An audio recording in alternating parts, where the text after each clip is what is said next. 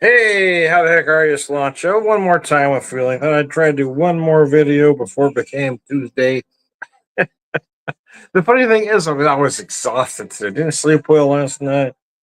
And I typically get home on a Monday and I had have one drink and I go to bed. But for some reason, the alcohol's brought me back to life this evening. I don't know what the hell with more. A lot of that's because I've on a mission. I'm trying to figure out a few things between the couple streaming services, and I get a little obsessive upon occasion. Yeah. No, not you, Tom. Yeah, it happens. Sometimes my OCD gets the best of me. Trying to figure something out here, but it's not working the way I want it to. Anyways, so here's what I got going on here, guys. I've got decided to do another version of a Manhattan.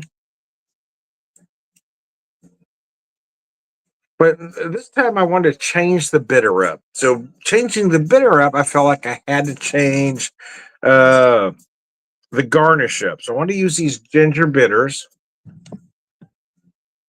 So I wanted to use the candied cherry because I the dark cherry, brandy cherry, because I feel like Manhattan always needs that dark cherry. But then I also want to add some candied ginger to the mix. You can see that floating in there.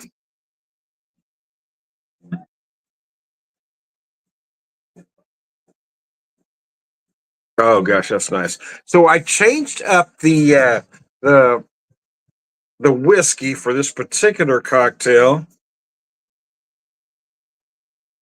Things more Christmas means to me, my love. So I decided to use the Riggers straight bourbon whiskey. This is sweet mash straight bourbon. It's got an interesting mash bill though. It's one reason I wanted to use that. For those that think you have to use a rye or should use a rye, this is a very high rye bourbon. 56% corn, 30% rye, 14% malted barley. 30% is a nice mix, man. It's a nice amount of rye. I've seen mixes with a higher rye content, but never one with that much malted barley content, which really makes this an interesting, very chewy whiskey.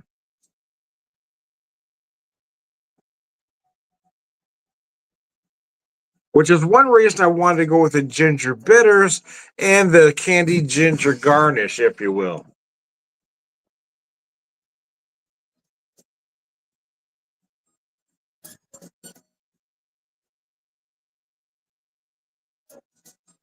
Adjust my privacy there, if you will. If I will, what, Tom? if you will, if you will, man. Anyway, I digress.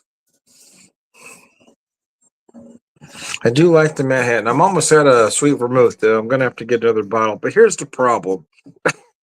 Here's my issue: is that I've gone away from buying the cheapest sweet vermouth for a few years now, and I've kind of gradually stepped up. But that last bottle that I bought in St. Louis, it was about $18 for the 375. And the reason I didn't buy the big one was because I just didn't know if it made that much difference. And the truth is, it really does. Because I use that small bottle of sweet vermouth faster than I've ever used any sweet vermouth in my life because it just made the Manhattan that much better.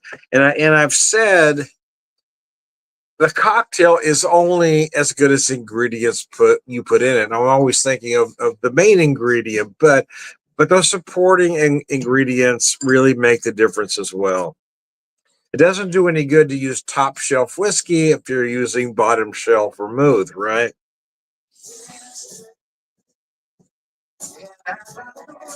But I just have an issue spending, $35 for a bottle of vermouth. But the truth is, Yeah, I wish I did now. I just didn't know it made that much difference. But that particular brand was so good.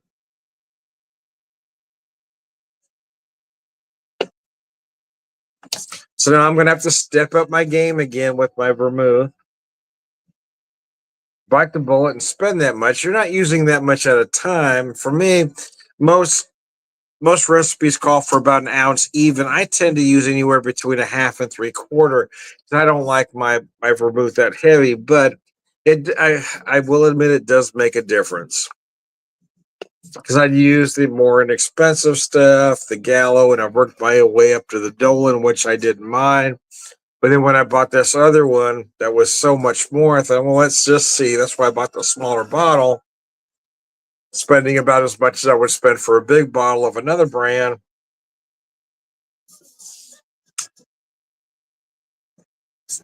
But even myself, someone that doesn't know all that much about vermouth, could taste the difference.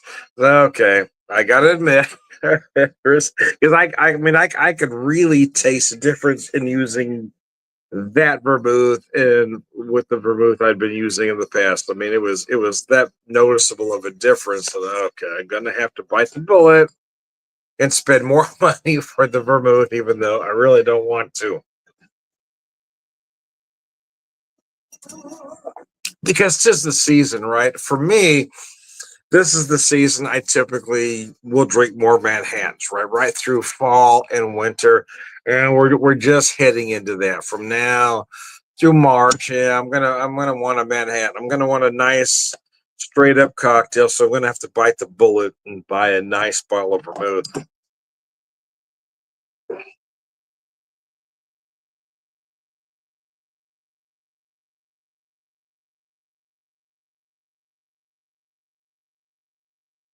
Are a few of my favorite things. I want to put some Christmas music in the background, but I got tired of getting flagged by YouTube. I got tired of getting nasty letters, man. Getting these nasty emails, man.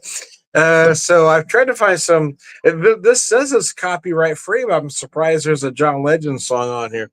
But it said it was royalty free, so we'll see. We'll see if I still get a nasty. Maybe some song slipped through. I don't know. It's all confusing to me. It's all confusing to me, man. A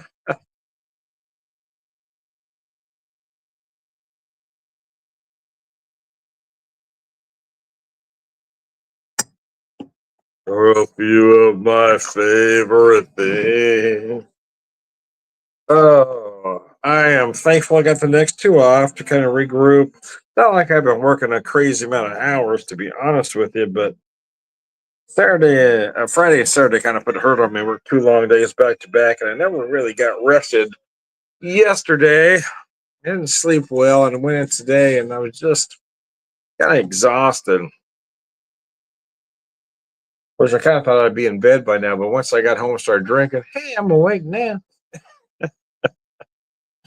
Anyway, I love that was just my focus. I had that focus on working on that.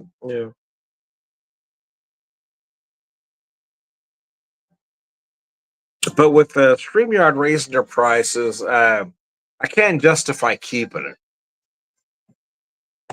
I just can't. I can't justify keeping it.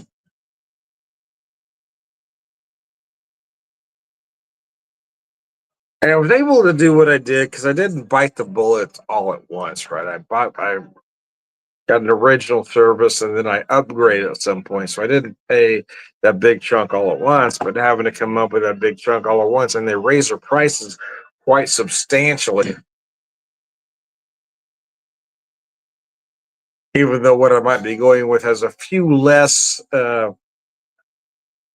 services, I guess. It actually has it does have a few less. That's true, but it also has a few more. It has different services that StreamYard doesn't have, and for a third of the price, I'm just going to go for it. Anyway, if you're still with me, have any questions or comments, please put it up there. So let me show you what I'm drinking here. Rieger's out of Kansas City. I guess they had it's been the J. Rieger company, but I've heard they've had a ownership change. They had been defunct for a while, and then the J. Riegers came back, but they were no more for their Kansas City whiskey. But I am told there's a new owner there, which is why they're focusing on this. It says Rieger, not the J. Rieger like it used to. They're sweet mash, straight bourbon. They've had bourbon before, but they were really more known for their Kansas City whiskey, was a bourbon, or started as a bourbon, but then added the Oloroso, so it made it a Kansas City whiskey and not a bourbon. But nevertheless,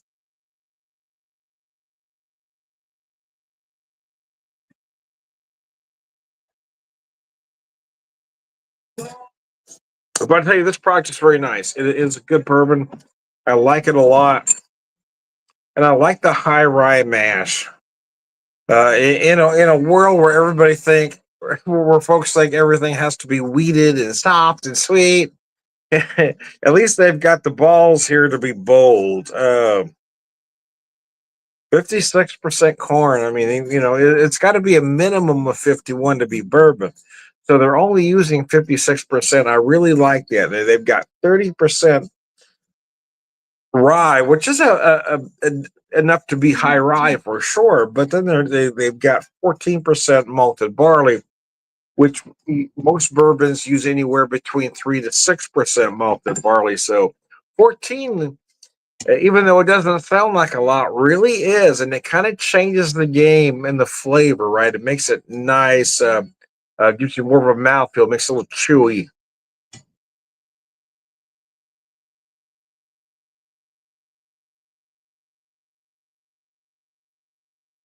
I found that I usually say younger folks, but it's not just younger folks. There's people newer to bourbon tend to like that softer wheat, right? That softer, sweeter wheated bourbon. I think a lot of us folks that grew up with bourbon like that bigger, bolder, rye as a secondary, and especially a high rye bourbon such as this.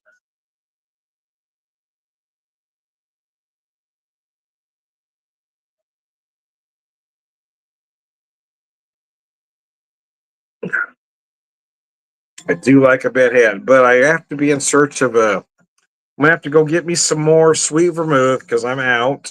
I'm out, man. But yeah, just the idea of having to spend that much for sweet vermouth really bothers me. But now that I know it really makes that much of a difference, I'm gonna have to bite the bullet and do it.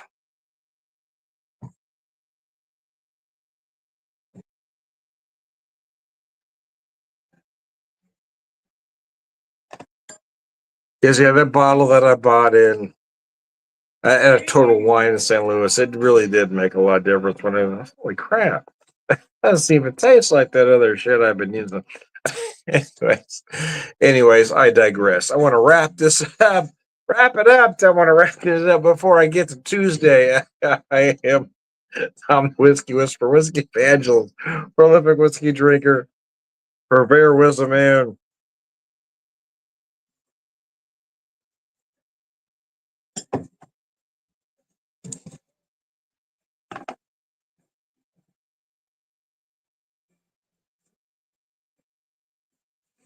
All around good guys. Sasha, thanks for tuning in, guys.